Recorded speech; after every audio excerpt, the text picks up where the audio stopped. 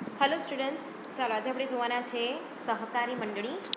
આગળના લેક્ચરમાં આપણે કર્યું સંયુક્ત હિસ્સાવાળી કંપની, બરાબર છે, જોઈન્ટ સ્ટોક કંપની. એના આગળ આપણે પાર્ટનરશિપ ફોર્મ કરેલું, બરાબર છે, અને સોલ પ્રોપર્ટીઝ કરેલું.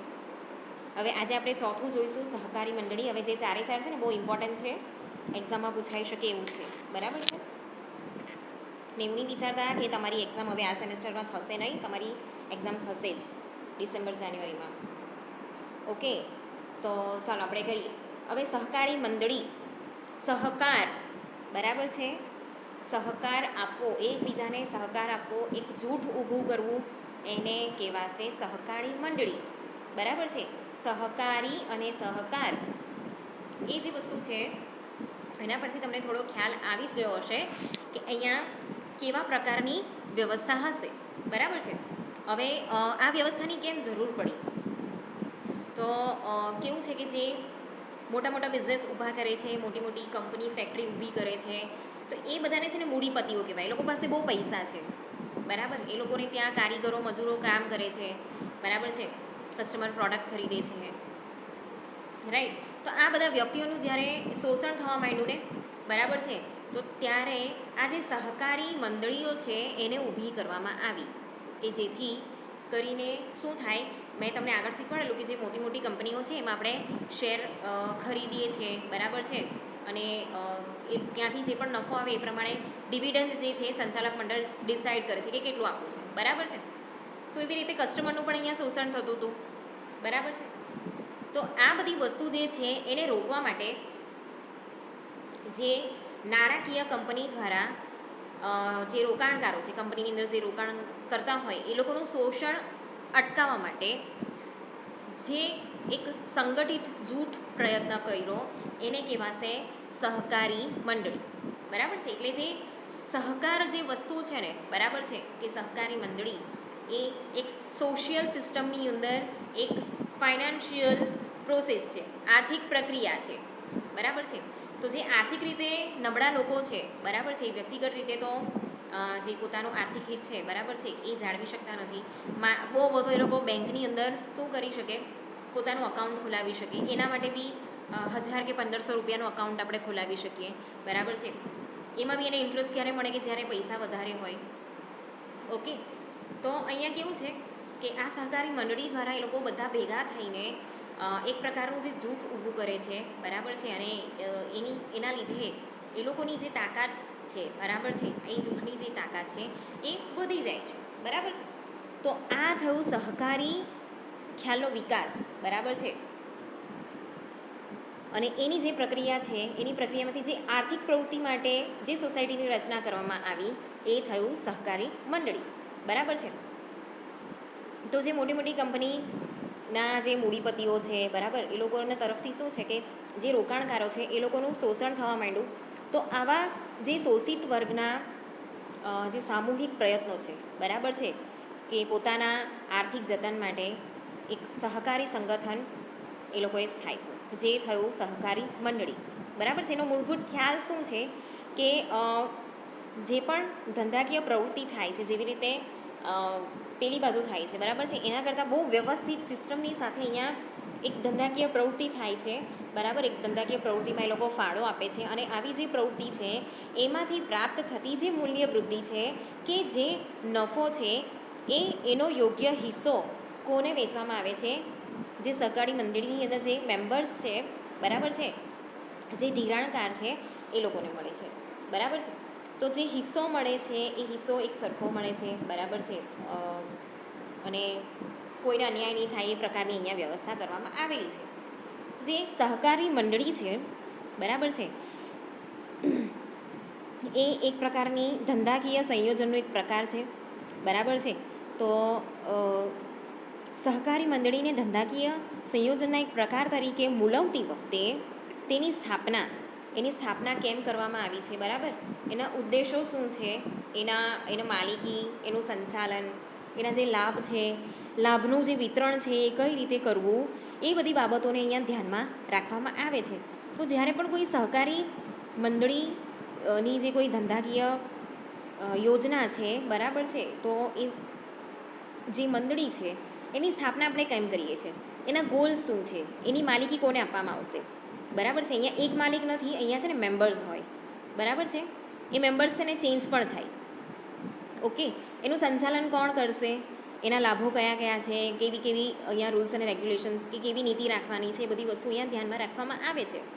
પછી સહકારી જે મંડળી છે, બરાબર છે, એ મૂળભૂત રીતે આર્થિક રીતે જે નબળા લોકો હોય ને, બરાબર છે, એ લોકોનું સંગઠન છે. એટલે કે જે મિડલ ક્લાસ છે કે લોઅર મિડલ ક્લાસ છે ને, બરાબર, એ લોકો અહીંયા ઇન્વેસ્ટમેન્ટ કરે છે, બરાબર છે.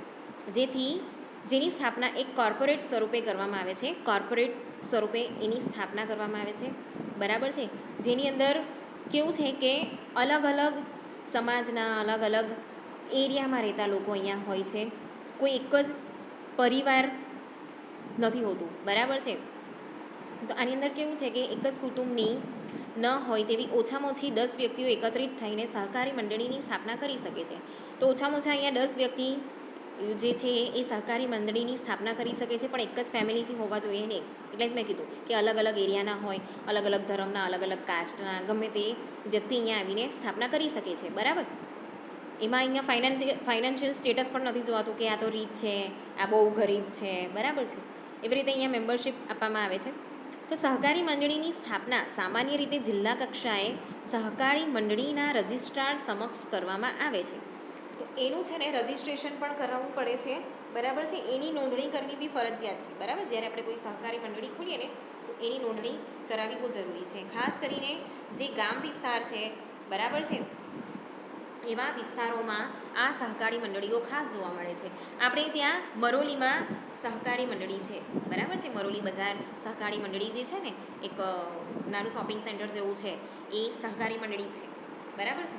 ત્યાંથી તમને નોટબુક પણ પ્રોવાઈડ કરવામાં આવે, ઓછા ભાવે ઓછી ભાવે બધી જે પ્રોડક્ટ છે એ મળતી હોય, બરાબર છે. એ સિવાય ત્યાં છે ને તમે ઇન્વેસ્ટમેન્ટ પણ કરી શકો, બરાબર છે. એટલે બધી ધંધાકીય બાબતો ત્યાં જોડાયેલી હોય છે, બરાબર.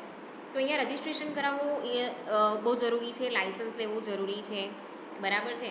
અને જો એની નોંધણી થાય તો જેવી રીતે જોઈન્ટ સ્ટોક કંપની ને કૃત્રિમ વ્યક્તિત્વ અહીંયા ઊભું કરવામાં આવે છે, બરાબર, એના નામ પર બેંકમાં ખાતું ખોલી શકીએ છીએ, એવી જ રીતે અહીંયા પણ જ્યારે એની નોંધણી કરવામાં આવે છે ત્યારે કૃત્રિમ વ્યક્તિ તરીકે એ અસ્તિત્વ ધરાવે છે, બરાબર છે.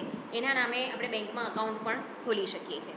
તો એના જેટલા બી સભાસદો છે, બરાબર છે, એ સભાસદોથી અલગ એવું વ્યક્તિગત દરજ્જો એ જે સહકારી મંડળી છે એ ધારણ કરે છે. ત્યાં જે મેમ્બર છે, જે સભાસદો છે, એનાથી એ લોકો જ ખોલાવે છે, બરાબર છે. પણ અહીંયા છે ને એ જે સહકારી મંડળીનું જે નામ આપવામાં આવેલું છે, બરાબર છે. માની લો કે અહીંયા મરોલીમાં છે તો મરોલી બજાર સહકારી મંડળી. તો બેંકની અંદર પણ જે આપણે અકાઉન્ટ ખોલાવીએ કે એનું રજિસ્ટ્રેશન કરાવીએ, એનું લાઇસન્સ લઈએ, કોઈ પણ સર્ટિફિકેટ આપણને આપવામાં આવે, તો એ જે વસ્તુ બધી પ્રોવાઈડ કરવામાં આવે છે એ મંડળીના નામે અહીંયા પ્રોવાઈડ કરવામાં આવશે, બરાબર છે. તો કૃત્રિમ દરજ્જો અહીંયા આપવામાં આવે છે, કૃત્રિમ વ્યક્તિ તરીકેનો અહીંયા દરજ્જો આપવામાં આવે છે, બરાબર છે. હવે એના જે સભાસદો છે એ સામાન્ય રીતે એક નાનકડી જે કિંમત છે, બરાબર છે, એના શેર સ્વરૂપે એને કેવું છે કે લોકો ખરીદે છે, બરાબર છે. પછી ઇક્વિટી ભંડોળ અહીંયા ઊભું કરે છે. તો શેર તરીકે અહીંયા પણ બેંક જેવું છે, શેર આપણે લેવાના છે, બરાબર છે. અને પણ એ બહુ ઓછી કિંમતના હોય. અને અહીંયા ઇક્વિટી ભંડોળ જે છે, ઇન્વેસ્ટમેન્ટ માટેના જે પૈસા એ અહીંયા ઊભા કરવામાં આવે છે, બરાબર છે. પછી જે સહકારી મંડળી પોતાના નામે મિલકત ધારણ કરી શકે છે અને એનું ખરીદ અને વેચાણ પણ કરી શકે છે, બરાબર છે. એનું સંચાલન જે છે એ સભ્યો દ્વારા ચૂંટી કાઢવામાં આવેલા જે સંચાલન સમિતિ છે એના દ્વારા કરવામાં આવે છે. હવે આની અંદર છે ને બહુ બધા હોય, એની અંદર માની લો કે 5 જણા કે 3 જણા એ સંચાલન સમિતિમાં હોય છે, બરાબર. તો એના દ્વારા એનો આખો વ્યવહાર કરવામાં આવે છે, ઓકે. હવે અહીંયા છે ને કેવું છે કે આ વ્યવસ્થા હેઠળ મૂડી કરતાં વ્યક્તિને પ્રાધાન્ય અપાતું હોવાથી તેમાં મતાધિકાર શેર દીઠ નહીં પરંતુ વ્યક્તિ દીઠ રાખવામાં આવે છે. તો અહીંયા જે પણ શેર છે, બરાબર છે, તો અહીંયા જે મત આપવાનો જે અધિકાર છે એ શેર દીઠની પણ વ્યક્તિ દીઠ રાખવામાં આવે છે, કેમ કે ટોટલ કોન્સન્ટ્રેટ વ્યક્તિ પર કરે છે, બરાબર. અહીંયા સેન્ટરમાં વ્યક્તિ છે, જે પૈસા છે ને એ નથી, બરાબર. તો આ જ કારણસર કંપની સ્વરૂપમાં જેમ થોડા મૂડીપતિઓના હાથમાં શેર મૂડી હોય છે અને તેના દ્વારા કંપની પર અંકુશ જળવાય છે, તેની સરખામણીમાં સહકારી મંડળીમાં શેરો અમુક થોડા સભ્યોને વહેંચવાને બદલે વ્યાપક શેર હોલ્ડરો વચ્ચે વહેંચાઈ જાય છે. બરાબર છે. તો અહીંયા છે ને કંપનીના જે મોટા મોટા કંપનીના માલિકો છે, મૂડીપતિઓ છે, બરાબર છે, એ લોકોના હાથમાં બધી અંકુશ હોય છે. પણ અહીંયા કેવું છે કે સહકારી મંડળીની અંદર જે સભ્યો છે એ સભ્યોની વચ્ચે બધી જવાબદારી વહેંચાયેલી હોય છે. ઓકે.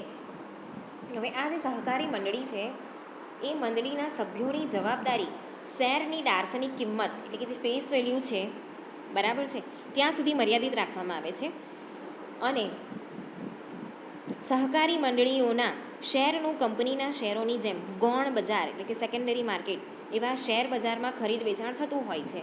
તો બહારનું જે સેકન્ડરી માર્કેટ છે, બરાબર છે, ત્યાંથી તો આપણે શેર ખરીદવાના જ, પણ એ લોકોનો જે બીજા શેર છે, બરાબર છે, એ જે કંપનીના શેરનું કેવું આપણે લઈએ છીએ તો એ આપણું સેકન્ડરી માર્કેટ કહેવાય. આપણે જે ખરીદીએ એ સેકન્ડરી માર્કેટ કહેવાય. તો એવી રીતે એ લોકો પણ આવી રીતે એનું ખરીદ અને વેચાણ કરી શકે છે, ઇન્વેસ્ટ કરી શકે છે. બરાબર છે. જો કોઈ સભ્યો પોતાના સભ્ય પદનો ત્યાગ કરવા માંગતો હોય તો તેણે ધિરાણ કરેલા શેર સહકારી મંડળીને સુપરત કરીને સભ્યપદ છોડી શકે છે. તો એણે જે શેર ખરીદેલા છે, બરાબર, એ શેર એણે આપી દેવા પડે જો એ પોતાનું સભ્યપદ છોડવા માંગતા હોય ત્યારે. બરાબર છે. તો આવા જે શેર જે છે એ અન્ય ઈચ્છુક સભ્યને આપવામાં આવે છે. તો બરાબર, એ શેર જે છે એ બીજાને આપી દેવામાં આવે.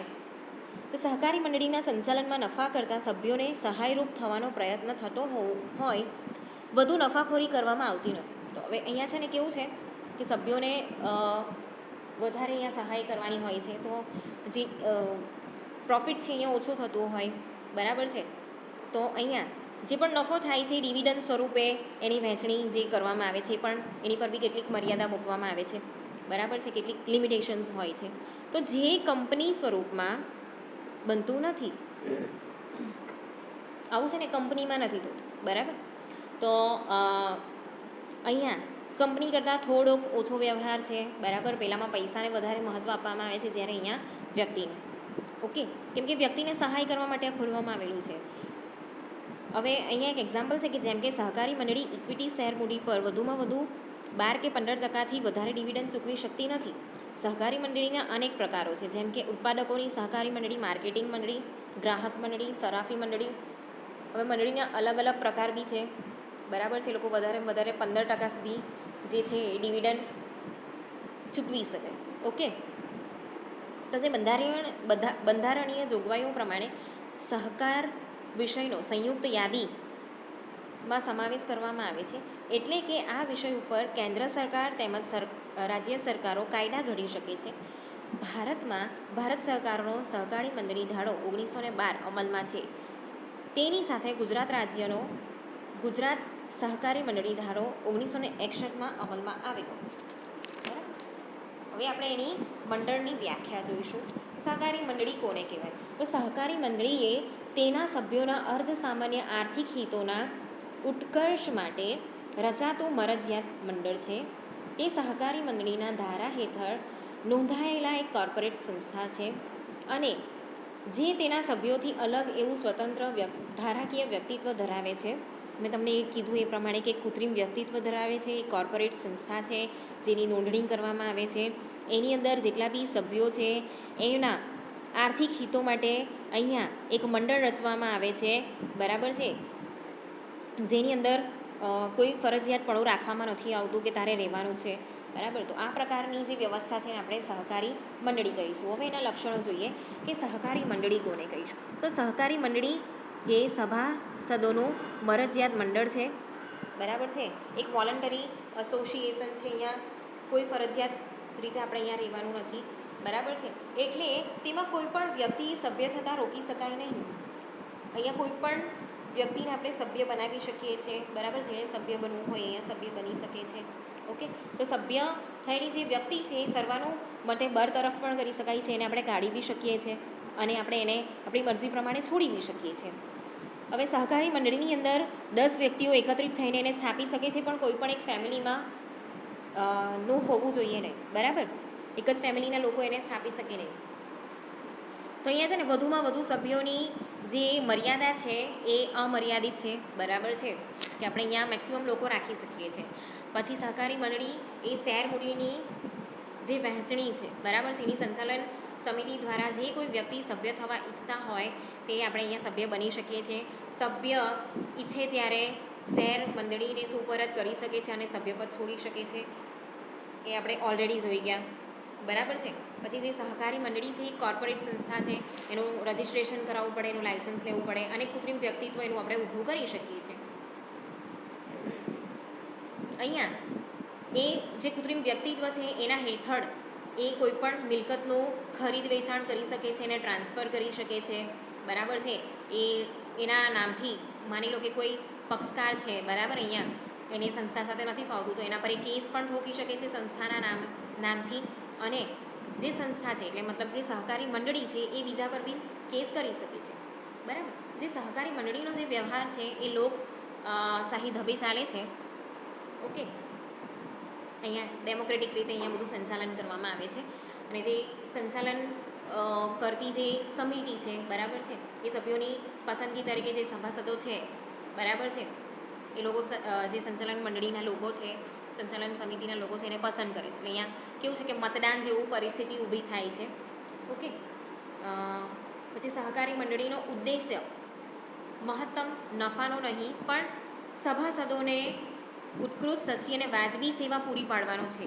મેં તમને પહેલાં જ કીધું કે એની અંદર છે ને એક નાનું શોપિંગ સેન્ટર હોય, એમાં સસ્તા ભાવે બધી વસ્તુઓ મળતી હોય, શેર્સ મળતા હોય, બરાબર છે. તો અહીંયા છે ને કેવું છે કે નફો નથી કરવાનો પણ સસ્તા અને વાજબી ભાવે બધી વસ્તુ મળી રહે એ એનો અહીંયા શું છે એ લોકોનો એમ છે, બરાબર છે. પછી સહકારી મંડળી દ્વારા જે ઇક્વિટી ફંડ અહીંયા આપવામાં આવે છે, એટલે કે જે ડિવિડન્ડ આપવામાં આવે છે 12% થી 15% જેટલું જ હોય છે. અને અહીંયા જે સહકારી મંડળીના જે શેરની જે ટ્રાન્સફર છે એના પર નિયંત્રણ મૂકવામાં આવે છે. એમ આપણે કરી શકીએ પણ એને નીતિ નિયમોને આધીન રહીને આપણે કરવું પડે છે, બરાબર છે. તો આવી કંપની કે આવી મંડળીના જે શેરો છે, બરાબર છે, એ કંપનીની શેરની જેમ જ આપણે બજારમાંથી એનું ખરીદ કે વેચાણ થતું નથી, એ આપણે ત્યાંથી જ ખરીદવા પડે, બરાબર છે. તો જેટલા બી નવા સભાસદ ઈચ્છતા લોકો હોય એને સહકારી મંડળીના શેર મળે છે, એની સાથે સાથે એ લોકોને સભ્યપદ બી મળે છે. જો એ લોકોને સભ્યપદ નહીં જોઈતું હોય તો એ લોકો શેર ખરીદી શકે નહીં, એને સુપરત કરી દેવા પડે, બરાબર છે. એવી રીતે સહકારી મંડળી એ આર્થિક રીતે નબળા વ્યક્તિઓના આર્થિક ઉત્થાન માટે રચાતી મંડળી હોય. આવી પ્રવૃત્તિના વિકાસ માટે સરકાર દ્વારા પ્રોત્સાહનો અને મદદ પૂરી પાડવામાં આવે છે, ઓકે. અહીંયા ગવર્મેન્ટ પણ આપણને હેલ્પ પૂરી પાડે છે કે નબળા આર્થિક રીતે જે નબળા લોકો છે એ લોકોને માટે છે, બરાબર છે. આ પ્રકારની જે મંડળીઓ છે એ ધારાકીય બંધનોમાંથી મુક્ત કરવામાં આવે છે, એ લોકોને ટેક્સ પે કરવો પડતો નથી, બરાબર છે. અને કેટલાક ખાસ હકો પણ એ લોકોને પ્રોવાઈડ કરવામાં આવે છે. તો આમ થઈ આ સહકારી મંડળી, બરાબર છે. એના પછી આપણે નેક્સ્ટ જોઈશું ચેપ્ટર નંબર 6 ઉદ્યોગ સાહસિકતા અને સહાય બનતી સંસ્થાઓ.